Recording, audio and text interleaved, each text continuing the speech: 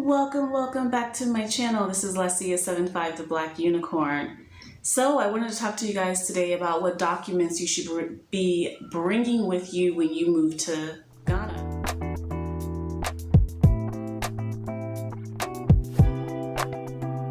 This could be true for when you're moving anywhere in the world, especially if you're moving outside of your home country. So let's just go ahead and jump right into it.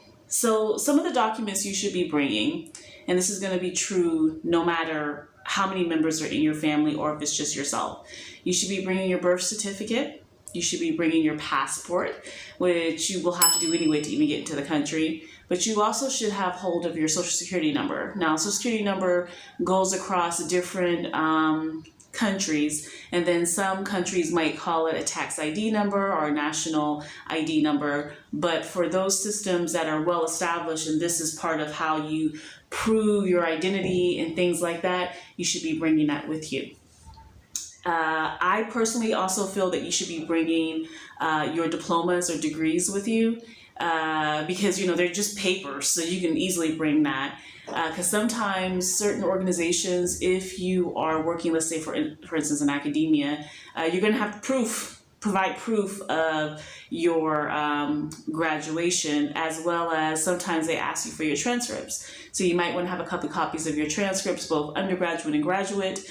And I'm talking about those who are teaching in academia and want to teach at the university level. Because typically, even in African countries, they ask you for the same type of documentation to include in your application packet for any of the positions within academia. As for those of you who are working and trying to find a job, of course, you're going to have an updated resume to reflect the type of jobs that you're looking for in your country that you're trying to go to on the continent. But you can easily do that from your computer that you bring with you. I would highly suggest everyone bring a laptop with them and a smartphone. If you don't have one, get one. You can get smartphones really cheap on the continent, but I think you should actually buy your laptops while you're still abroad and bring those with you. Now, that's not documents, but a lot of your documents can be stored electronically on these devices. And so for those of you who have, not only yourself, but your spouse and children, or just your children, you should be backing up all documentation electronically anyway. This is true for everyone, but you really should be having, a file on, let's say, your device, hard drive, whatever, external hard drive, or you should also be backing this up to an external cloud-based storage device like iCloud for the iPhone, Dropbox, Google Storage, whoever your provider is that you use. Because in the case or unfortunate circumstance that you may get robbed and lose everything, at least you have a backup of all these items that you either physically brought with you or that you may have forgotten to bring, but you still have some kind of proof of it and you can provide it for whatever it is you have to do. If you're married, it might be a good idea to bring your marriage license. It might be good to bring proof of that. If you change your name,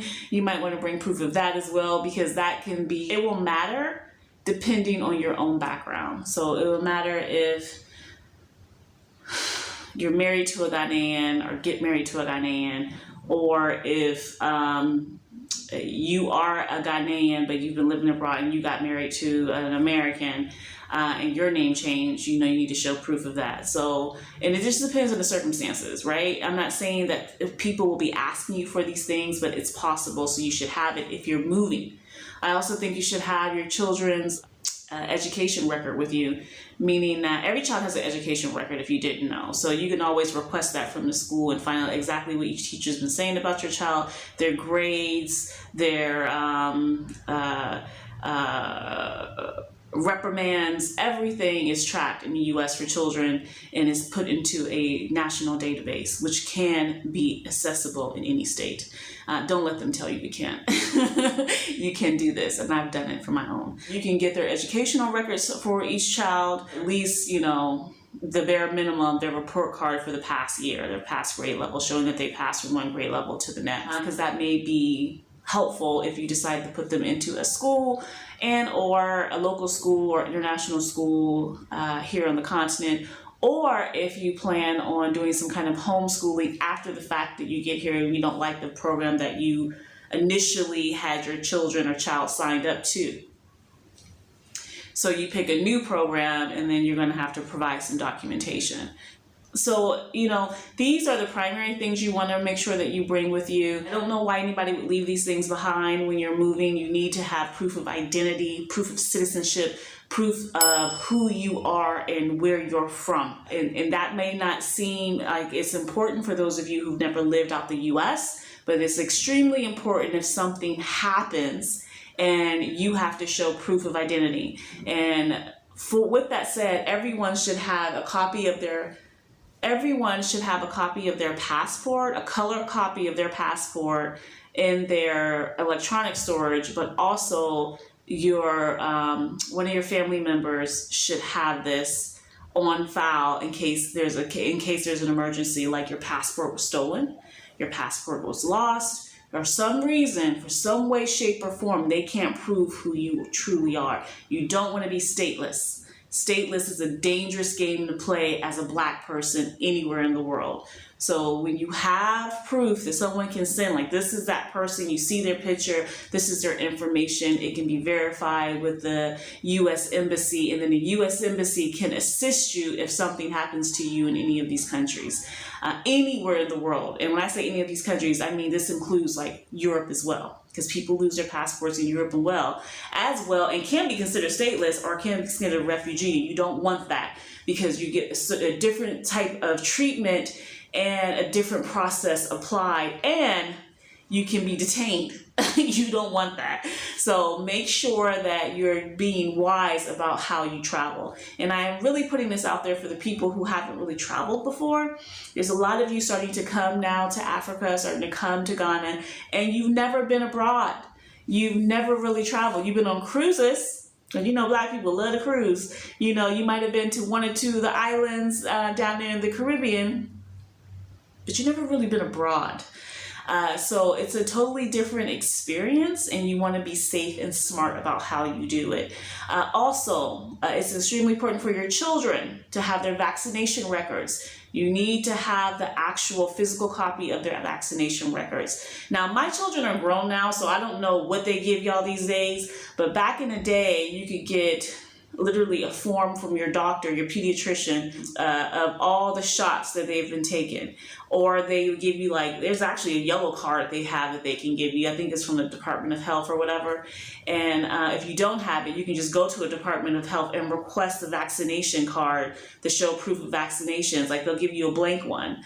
And then you go to the doctor, and the doctor will have one of the nurses fill it out, and has all your children's shots, dates they took the shots, everything. Even if they haven't been at the same pediatric doctor their whole life, the doctor you took them to has a record of their prior shots because you provided that. But only doctors or medical professionals can complete the shot records. Make sure you have shot records for your children. I don't care if you're anti-vaxxers or going batshit crazy, whatever.